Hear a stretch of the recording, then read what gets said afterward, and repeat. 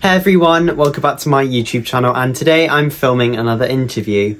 My guest today has recently been on The Voice Kids. They made it all the way to the semi-finals, and today they're going to be coming on and telling us a little bit more about themselves and their career. So today Alby Welch will be joining me. Hi, I'm Alby Welch and I was a semi-finalist on The Voice Kids UK 2021. Thank you so much for coming, Alby. So today we're going to be talking about your experience and time on The Voice Kids, and also about your music career as well. So my first question is, when did you first get into the music world? Well, music has always been like in my blood, really. Like ever since a young age I was running around the house with my little iPods in the headphone things and everything, and I was just dancing and singing, so I feel like it's always been there with me since a very young age.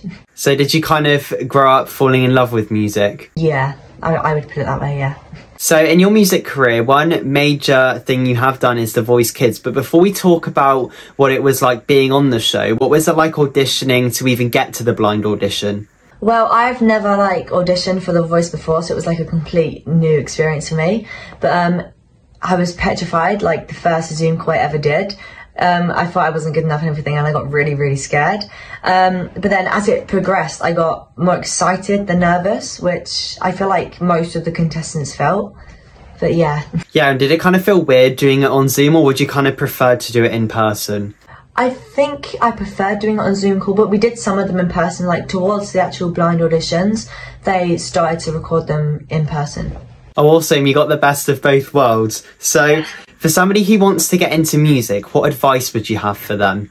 Just follow your heart, and if you don't enjoy it and you want to take a break, then do it. Because at first I thought it was too overwhelming and I stopped for a bit, and then I got back into it and now I'm absolutely in love with it again. But I think you just follow your heart, and if it's for you, it's for you. If it's not, it's not.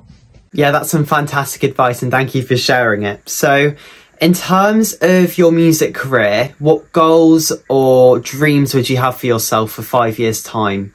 In 5 years I'll be 19?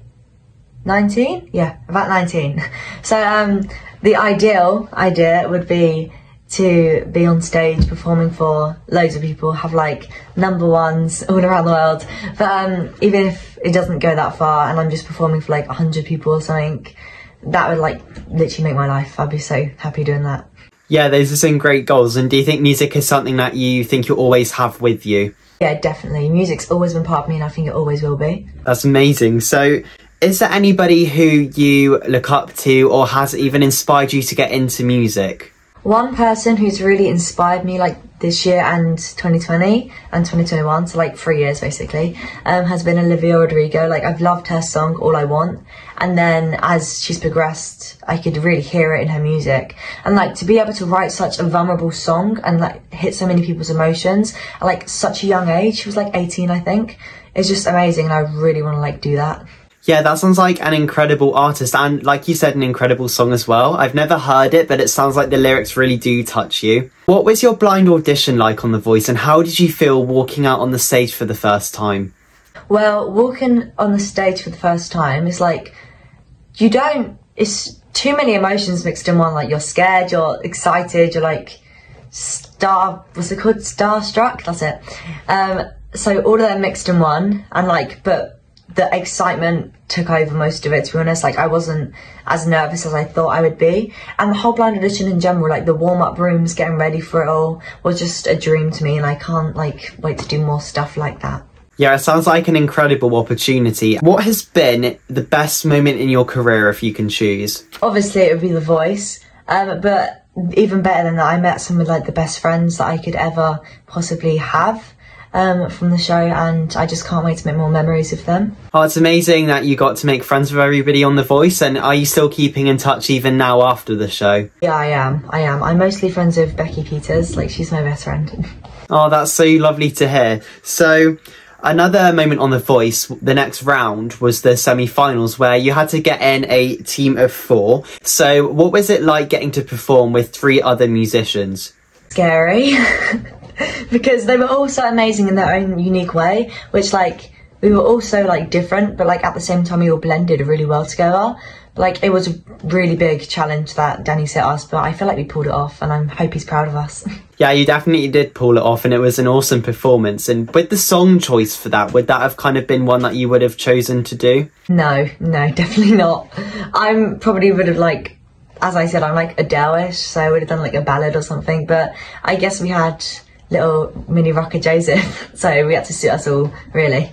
Yeah, and you really did pull it off amazingly as well. So what was it like getting to work with Danny Jones? He was like so supportive. I think we got told he came out of his own time to like come and speak to us and everything. And there was this one time I was performing my final for him, which was last Christmas, which I didn't get to show it to anyone. But he was there, and he was like, the advice he gave me was like incredible, and I still use it to this day when I'm performing. Oh, that's so sweet that he took his own time to come out and speak to you all. And in the blind audition, when you went out, was Danny one of the ones you really wanted to have? Not really, but like as it went on, I grew to like love his coaching skills and like his music, but I never really listened to McFly. I really wanted Pixie to turn, to be honest, because she's like pop, and that's what I thought I was. But Danny, I always went the stereotypes and thought it was rock, but actually he's not really. He is kind of pop, but yeah, I grew to love him eventually. Oh, that's awesome. So I have one more question for you, and I just wanted to know, do you want to share any funny moments or any memories from The Voice? Alright, so backstage you would have like these moments walking from the warm-up rooms to like the stage, like we would like do our rehearsals, and I think Becky's got it on record, but like I ran into a door and everyone was just laughing at me, and like we all had such a good time, and there's like so many, I can't even pick. Like, but there was so many like funny memories that we've got there. Yeah, that's funny that you ran into a door, and thank you so much for sharing that story. So we have now came to the end of the interview, and I just wanted to thank you so much for taking the time out to come and do this with me. Thank you. Thank you for having me. I am most welcome, and also thank you to everybody who watched the interview. I hope you enjoyed it, and I'll see you soon for another one. Bye, guys.